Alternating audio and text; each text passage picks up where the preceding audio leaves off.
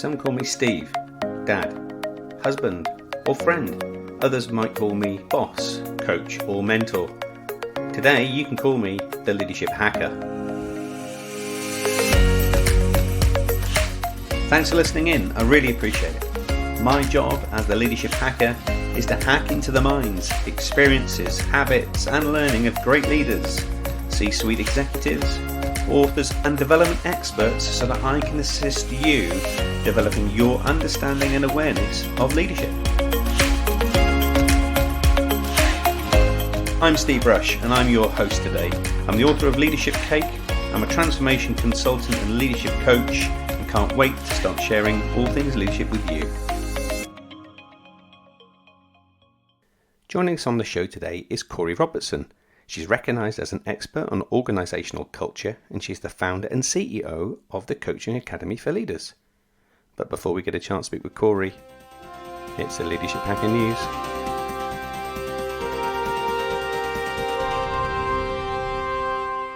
In the news today, we've got a fun and bizarre story just to put into context how crazy our biases can be.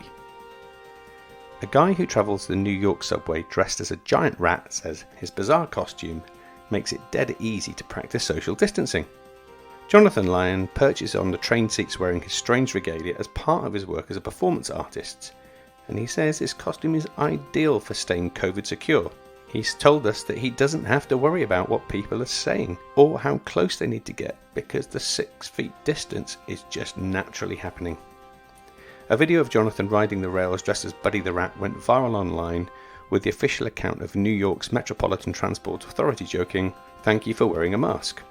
Jonathan points out that he was wearing a surgical face mask underneath his rat face. In fact, sometimes he wears an extra face mask on top of Buddy's face. When not infesting the underground, Jonathan works in physical theatre and puppetry, as well as performing as part of a barbershop quartet, the Apple Boys. He's even done a stint with the internationally famous performance art company Blue Man Group. But Jonathan's best known for scampering around on TikTok as Manhattan's largest rodent. He occasionally even carries a giant pizza slice to add a touch of realism to the scene. Jonathan said he created his Buddy the Rat character just over 10 years ago, and his first video showing Buddy's expedition to Times Square scored just over 70,000 views on YouTube. So good luck to Jonathan and Buddy the Rat, but the leadership lens here is quite simple.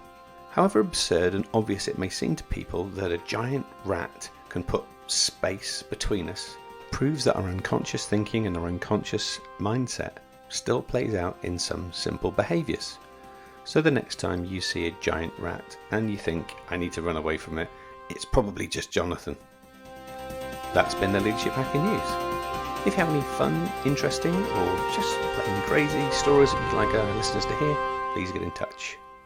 Corry Robertson is our special guest on today's show. She's a leading global expert on organizational culture, engagement, and retention, particularly in the tech industry.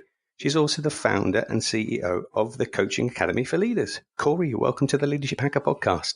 Thank you for having me, Steve. Joining us all the way from Quebec in Canada today. Absolutely. How is Canada dealing with the world and what's happening right now? Well, I think Canadians are being good Canadians, trying hard to, limit the spread of COVID-19, trying to keep a great attitude, and just trying to keep the world turning, doing our part to get through this together. Good stuff. So tell us a little bit about your journey, Corry, from where you started out to then running and leading and coaching and inspiring others. Great question. I started with a degree in communication studies, actually, and I entered the workforce, and I was just so excited. It was my dream come true to, get out and start working and making my mark on the world. And I started realizing very quickly that it wasn't all that it was cracked up to be. I was really looking forward to, working with great leaders and having great colleagues. And in retrospect, I realized what was really lacking for me was strong leadership, visionary leadership. And so I moved from advertising into project managing events, which I really, really enjoyed, and took a break from that when my husband had an opportunity to move abroad, and we had a small child at the time. And then when we got abroad, another baby was on the way, and I wanted to go back to my events business, but I didn't have a network. And so I decided I was going to build one. So I started this business called the Elvetham Heath Business Network. And Elvetham Heath was the name of the village we lived in. And the business grew and grew and grew. And what ended up happening was I took all of my work experience that I had from, from advertising. I did some time in magazine publishing, and of course there was the events. And I realized that these skills were really important for my business network. So before you know it, I'm publishing a magazine for, full of articles written by my clients, and giving really great advertising opportunities. I'm organizing trade shows. I'm hosting networking events and giving public speaking opportunities to my clients. And 3 of my clients were business coaches, and 2 of them became really good friends. And one of them lent me his material from this training school that he went to become a coach. And he lent me the material on Friday afternoon, two great big huge binders, because in those days we still we still received our learning material in paper and not e-files. There's no Zoom then. There was no Zoom. There was no digital files. Our business network actually had one of the first websites that anyone had seen. Nobody had really gotten hooked on websites yet. It was still pretty new. And I realized from clients who were coaches, what I've learned from them is that most people, although they're asking for advice, as though they reach out and they ask for help, they don't really need advice. And this is really where the coaching magic comes in, as you know. People already have so much information, so much education, so much experience, so much creativity and intelligence that they don't need mine. They don't need yours. They don't need anybody else's. They need somebody to help coax it out of them. And that's what coaching is. So when I discovered coaching as a profession in Canada, coaches were sports coaches, not life coaches or leadership coaches or corporate coaches. So it was brand new to me. And it was a catalyst for me. I realized, this is really, really exciting stuff. And it's such a great opportunity to be a part of. Awesome. I had a very similar experience, actually. It kind of gets hold of you, doesn't it? When you can unlock the potential in others through just conversation and great communication. It's almost alluring, isn't it? And you just want more of it and more of it. Oh, absolutely. And, I train coaches. I mentor aspiring coaches. And I always tell them, I said, there's going to come a time when you witness somebody's aha moment and you will never be the same again. Yeah, I feel very privileged in having done that several occasions, if not more than several occasions. And it's a very intimate experience, isn't it? And one that I'm, particularly cherish. Oh, it's amazing. It's amazing. And then you think, this is my blessing. This is my career. People come to me and they allow me to hold space and bear witness to their transformation. Yeah. And it's so special because it's not from me. I didn't tell them anything. I didn't give them anything that they didn't already have, just held the space open long enough and wide enough for them to see it for themselves. So what's the key focus that you're working with your clients on right now? Bringing coaching into cultures as the leadership style. Not just doing coaching, maybe I'll try my coaching hat for this problem. No.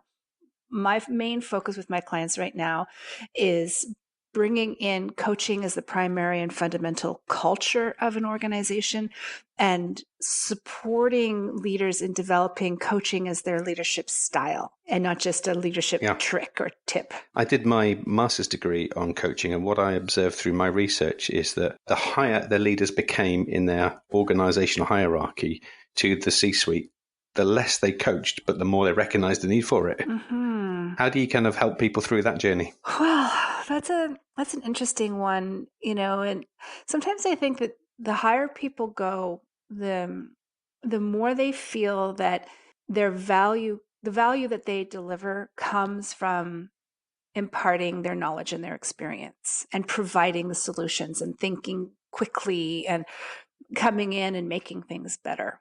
And that's where they feel that they're providing value, and that's where they feel they're being measured and judged and so on and so forth.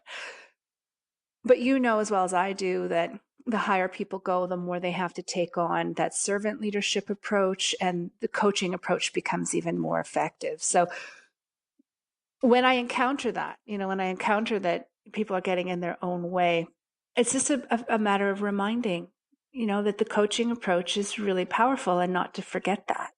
And then work through it. In my coaching conversations, I always ask my clients, bring something real to the conversation. Come ready to talk about what's going on in your day to day right now, this morning, or what's happening this afternoon that you need to prepare for. When people are dealing with hypotheticals and what would I do if, and what if this should happen, it's less effective, because Right. it's fiction. Definitely is, isn't it? Mm-hmm. Communication cuts through all of the work you do now. So having studied that as a kind of a foundation, I should imagine that you're drawing on that all the while. So right the way through organizational culture, leadership development, and coaching. How have you noticed communication shift this year particularly? I think there's a big shift in that people don't have their water cooler time. They don't have that few minutes before the meeting where everyone's gathering and, sitting around the table waiting for everyone to arrive. The energetic connection between people is weaker now. So it makes communication harder. When you can't be with a person in their daily interactions, it's much, much more difficult for people to connect. Yeah. And I think people are struggling with that. I like the way you frame that kind of energy connection, but that's exactly what it is. Because people have this perception that communication is verbal or non-verbal, but there is this kind of a sensory communication that we miss as well, isn't there? I think so. And I'm glad you brought that up, because a lot of coaching happens over the phone. So my practice hasn't really changed all that much, because I was home-based before. The only thing that really changed is the training program, which used to be all in person, but now it's online. But when you're aware of energy, and I really want to take a minute to flesh this out, you can still establish an intuitive connection over the phone, or over a video conference of some kind. It's just a matter of being aware of your intuition, and you can hear a person's body language through the telephone. Yeah. You don't have to see, Yeah. you don't have to watch their eye movements. You don't have to be judging, are they crossing their arms and legs? Are they, are they, I don't know, pacing around the room?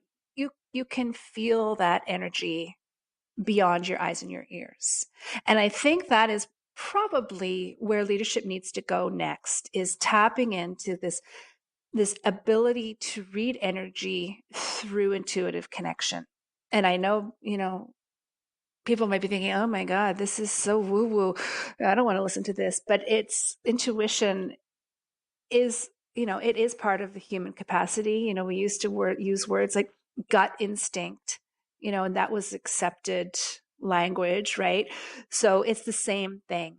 We can tap into energetic connections through intuition if we pay attention. And it's a skill set that you can learn, and you can practice, and you can get good at. It's also scientific too, isn't it? So, intuition is a reaction in our nervous system caused by us scanning thousands and thousands and thousands of unconscious events where we're observing maybe only one or two things happening in front of us consciously, but the unconscious mind does this scan of all of the different experiences, how people breathe, how people speak, their tonality. Mm-hmm. And it's that gut feel is caused by a shift in dopamine in our brain. And as coaches, it's that paying attention to it that's most important, isn't it? Mm-hmm. I'm so glad, to hear scientific explanations behind these things that have been so intangible and so therefore dismissed. But you're right, studies of the brain and neuroscience and neurobiology, it's really starting to prove that, what intuition is and how it works, and why it works. So, when we're tuned into these things, when we're paying attention, and, I'll tell you a little story. When I first started my coaching studies, I went to Coach U, and Coach U is an international school, and it was all done online and over the phone. And so our classes were all telephone based, and our reading material was, our tests and such were all online. And that was a long time ago. When you think, I I started in 2004. So that was really pre this world that we're living in where everything's online. And our practice groups were with people from all over the planet. And I was having my turn to coach, and my colleague, who, when she was doing her turn to be the client, she was in New Zealand and I was here in Quebec. And I asked her a question and she went silent. And as you know, one of the coaching skills that we learn to master is the technique of holding the silence, where we just let silence be for as long as it needs Right. to be without the rush to fill in more words and more questions and more explanations. Just be in the silence. So in the silence, I started to cry. Wow, that's pretty prolific, isn't it? Yeah. So I'm thinking, oh my goodness, what's going on with me right now? I'm in the middle of a class. I'm supposed to be coaching this colleague, client of mine, and she's going to start talking again, and I'm going to be a mess. And so I'm thinking, oh no, what's going to happen? And then when she starts talking again, she's crying. And she realized she was crying because I asked her such a profound question. It was an epiphany for her. And I thought, here I am in Quebec and she's in New Zealand. And we were so intuitively and energetically connected that I took on her emotions and felt them myself. That's an amazing story. Oh, it's, and when you start noticing, I had a client just a few months ago. He's telling me this story. He's so angry. Something had happened at work. He was just so angry. And he said, Corry. So as he's talking to me, I'm starting to feel this terrible stomach ache come over me. And I think I'm going to have to get off this call. Like, if I don't get this pain under control, I'm going to have to go.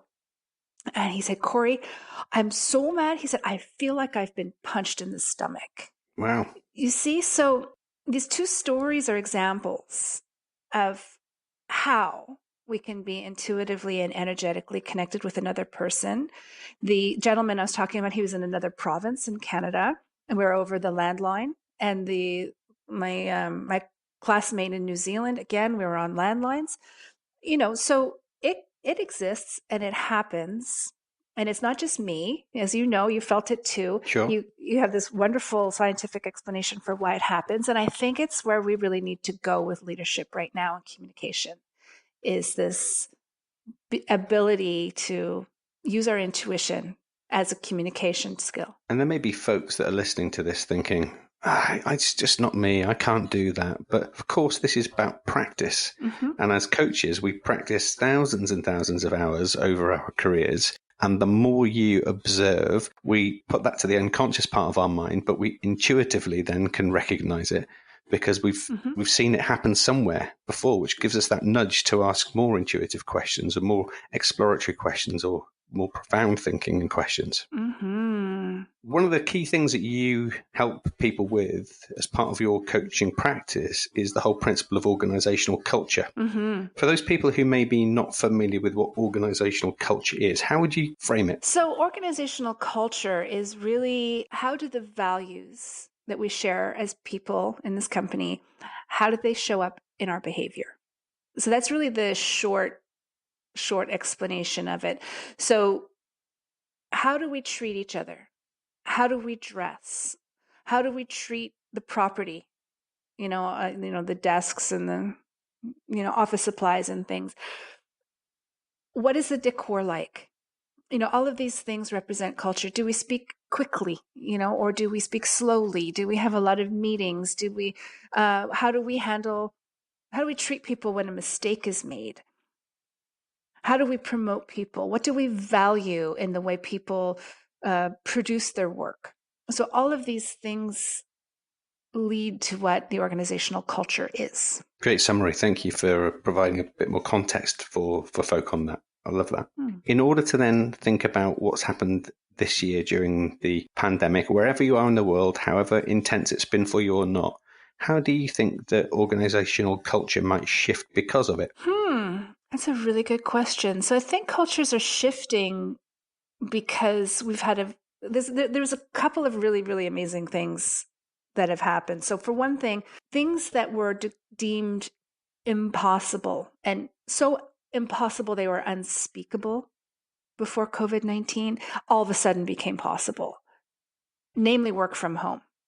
So the call centers for banks, for example, impossible. There's no way, Yeah. Call center employees from banks can ever work from home. Within a week, they were working from home. So I think cultures might be shifting in one way to see, to acknowledge that what we always said was impossible isn't impossible. So I think cultures are going to be opening up to a lot more capacity for innovation, and tackling what was deemed to be the impossible, or tackling rules or norms that were just never discussed before because it was just always that way. So now I think we realize we don't have to live with things just because it was always that way. It wasn't working. And some of those rules that you talk about, they're often applied because that's how we know we can do things. And the rules and belief systems that we had prior to the pandemic said this is how we do things. And I guess as a result of being thrust into something that we thought perhaps wasn't possible 10 months ago, now creates the capacity to unlock new thinking, new innovation. Would that be a kind of fair summation? Mm-hmm. I think that's a great way of putting it. Yeah. Great.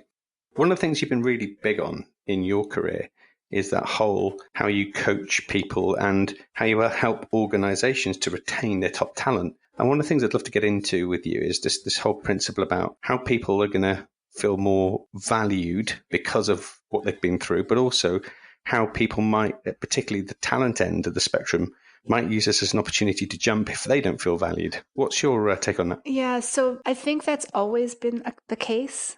I think it's much more prevalent now. It's much more obvious now. The war on talent has been something we've been talking about. I've been talking about it for at least 10 years and trying to explain. There was a saying that, in the, I think it was the 80s, where they said companies used to expect employees to prove their worth to the organization. And now it's the other way around, where organizations are having to prove their worth to the employee. And the war on talent has been such a hot topic of discussion in my field, and I'm sure you've heard it as well.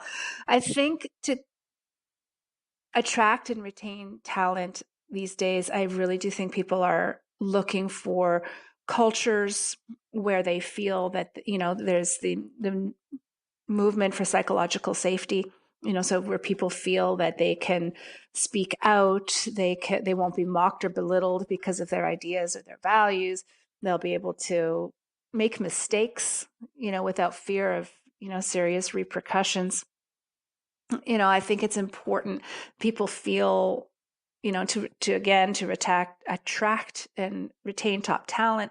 The whole piece around being developed, people want to be seeing and feeling how they're learning and growing as human beings, and this is not just a new idea. You could just look back to, Maslow's hierarchy of needs, and we see that the need to, be connected to colleagues, to feel respected and appreciated for our work, and the need to be growing and learning as a human being. Those are the top three things on the hierarchy of needs after safety and security. They're not nice to haves, they're need to haves. And organizations who can understand that and provide for that will be the ones who will be able to retain their talent and keep them from jumping ship.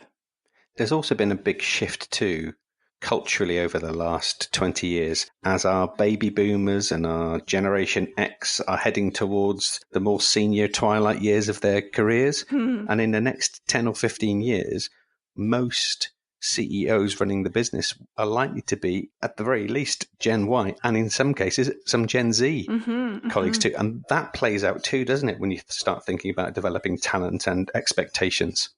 It certainly does. It certainly does. The things that people care about are changing. And I was just doing some research the other day on the Gen Z, and one of the most important values for this so Gen Zs are now just finishing up university. They're just entering the workforce. They need transparency. They have no patience for being left in the dark. They have no patience for lies or miscommunications. They want it clear.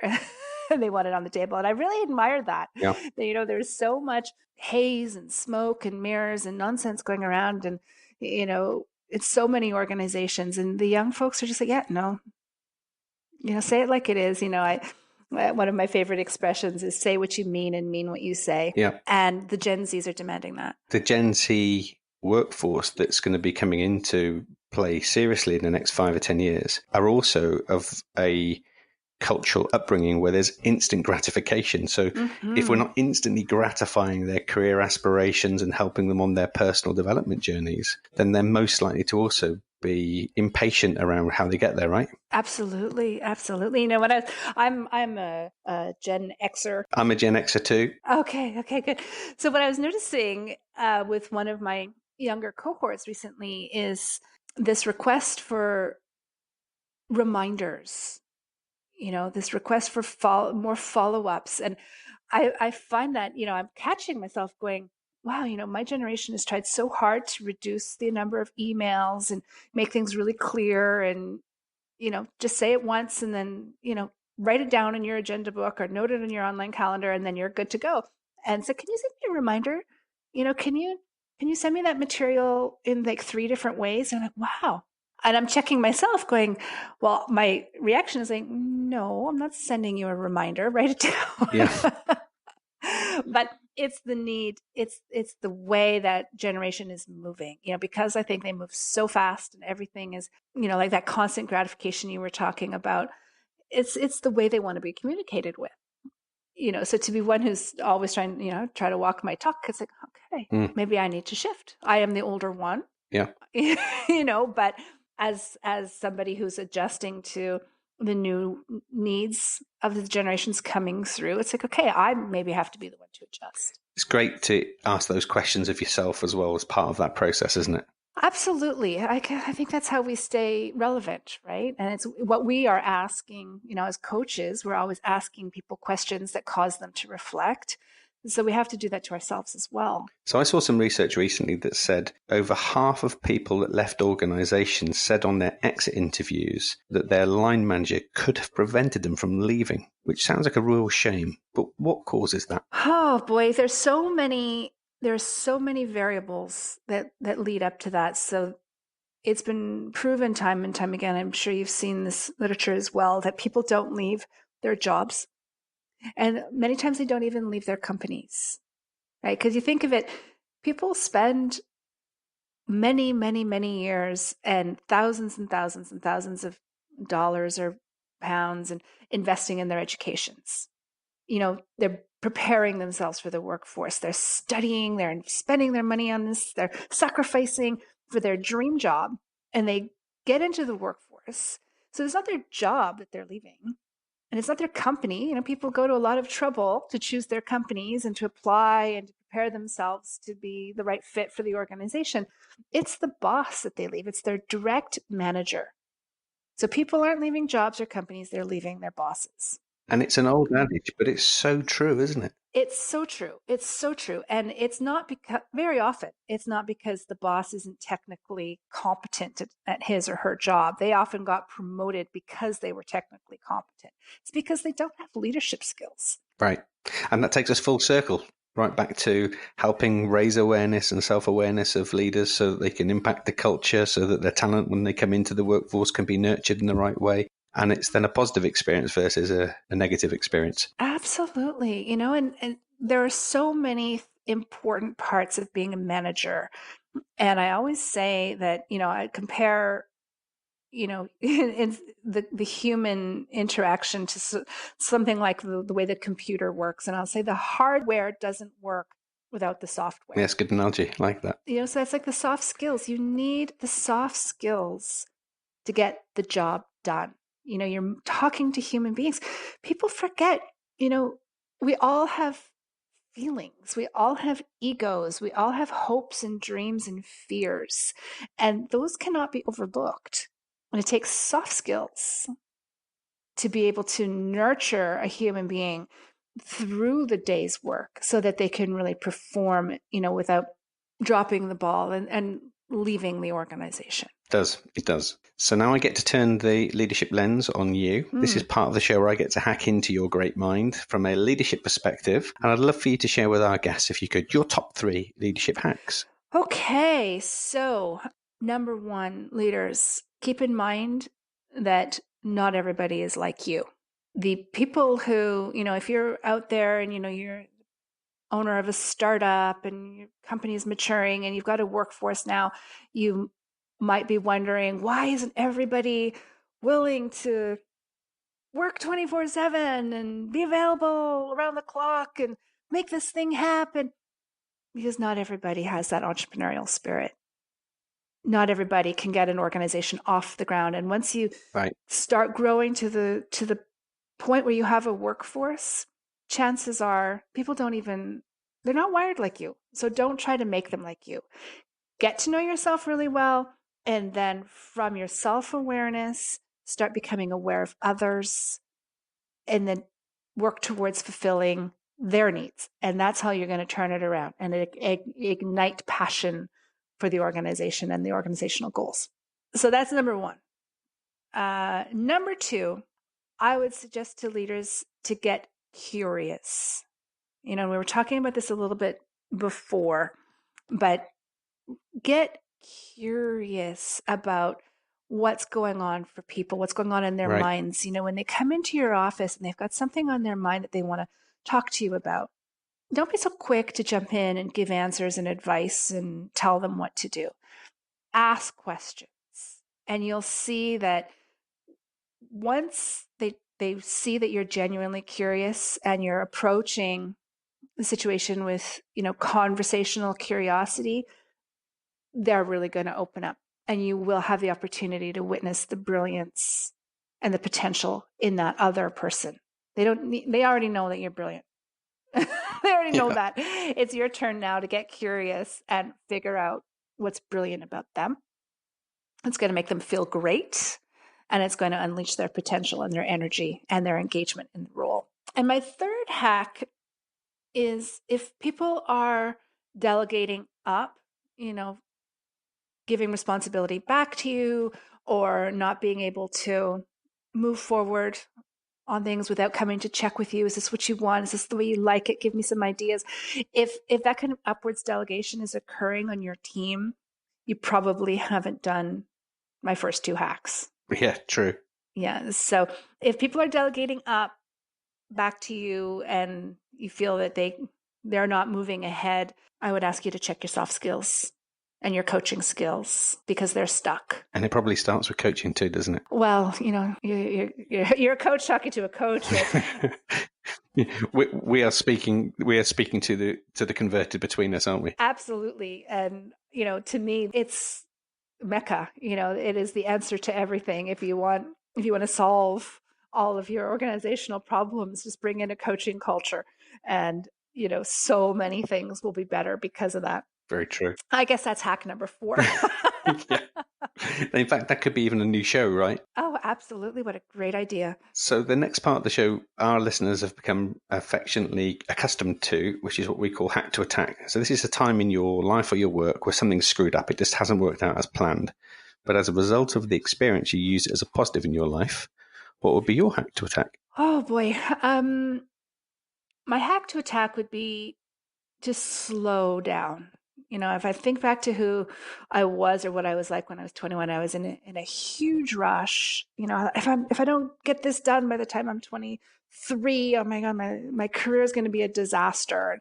Oh my goodness, I'm 24 and I haven't got this. So I think in rushing like that, or feeling rushed like that, it causes a stunted type of energy.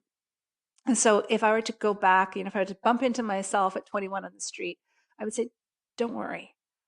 Take it in stride, learn from everything, take it all in, and then everything, good or bad, right or wrong, it's all another, brick in the foundation. It's absolutely amazing when you look back, 20 something years later and go, yep, you know what? Even the painful things, even the embarrassing things, even the expensive things, they've all led to now. And I can use every single one of those mistakes and embarrassing moments and lost investments. I can say hand to heart, they serve me well in this moment, and they allow me to be a better coach, more empathetic, more compassionate, more experienced, gentle person. That's awesome, Corry. And I guess you know our show better than everybody else, because the next part of our show would be to jump into giving yourself advice at 21, and you've just done it, which is amazing. So an advocate we have in you, so I appreciate that. So final part of our show, we get to help our listeners connect with you, find out a little bit more about the work that you're doing with the Coaching Academy for Leaders. Where's the best place for our listeners to come and find you? Well, I can be found at corryrobertson.com, which is my website address. I'm also on LinkedIn, same, Corry Robertson. And I have a Facebook page called Corry Robertson Alive from 9 to 5. And anyone who's interested in becoming a coach, I am a coach trainer. I have my program is accredited by the International Coach Federation. So whether you are interested in using coaching as a leadership style in your day-to-day at work, or whether you would like to someday start your own coaching practice, I can definitely talk you through. We can have a conversation to see if coaching as a profession is right for you. And if it is, then I can point you in the right direction. Brilliant. And we'll make sure that all those links are in our show notes as well, so that folk can click on straight away. Oh, thank you. And thank you so much for this opportunity. You're very welcome. Hey, listen, it's been super to connect with you. So what's next for you? What's next for me? Well, I'm just so excited about, moving. At first I did not want to move my coach training practice online. So many people suggested it to me over the years, and you can go global. I don't want to. I want to go in person and be with my people. And now forced to. I went online. I'm thinking, wow, my online program is fantastic. I've made so many improvements. So I think what's next, the next wave is going to be for people like yourself and myself who are available online. Now we're going to have to go back out into the world probably next year and create yet another hybrid of what is the perfect blend between the online piece, which I think is here to stay. I think I for one made a lot of improvements because of the online piece, and then to take the best of both worlds. So what was great about the in-person, and now what is great about the online, and then marry the two.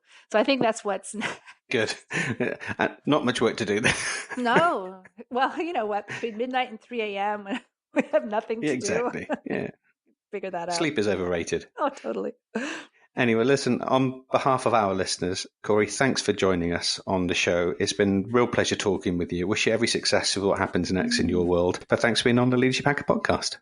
Thank you for having me. Thank you for listening. And, best wishes for health and happiness to you and all the leaders and all the listeners out there. Thanks, Corry. I genuinely want to say a heartfelt thanks for taking time out of your day to listen in too. We do this in the service of helping others and spreading the word of leadership. Without you listening in, there would be no show. So please subscribe now if you haven't done so already. Share this podcast with your communities and network and help us develop a community and a tribe of leadership hackers. And finally, if you'd like me to work with your senior team, your leadership community, keynote an event, or you would like to sponsor an episode, please connect with us via our social media. And you can do that by following and liking our pages on Twitter and Facebook. Our handle there is @LeadershipHacker. Instagram, you can find us there at @the_leadership_hacker. And at YouTube, we're just Leadership Hacker. So that's me signing off. I'm Steve Rush, and I've been the Leadership Hacker.